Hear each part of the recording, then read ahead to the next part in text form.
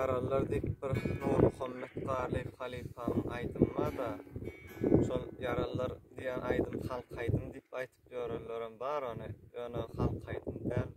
Belki bilerler şu ýazgydan soňra şo Nur Muhammed Halifa'nın döreden sadyk hem magtum praýyn sözlerini ışık ýoluny höwüseýläp bilen barmy yaralar dip aydınmadyr şonu aýdyp aýtyp bereýin.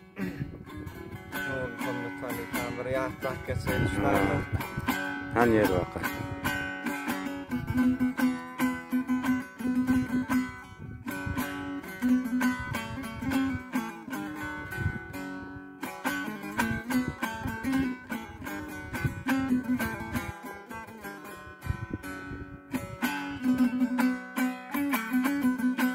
Vaq ışık yolun höwüseýläp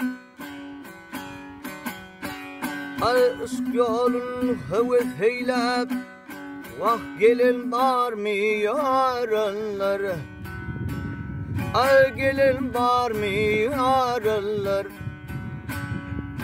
Derdimni beýan etsin Ay bilen barmy yaralar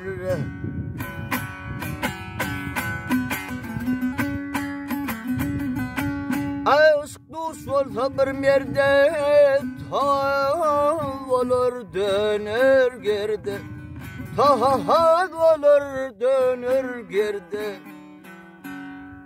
Menin dey ödüm derde Vakt halan barmy yaralar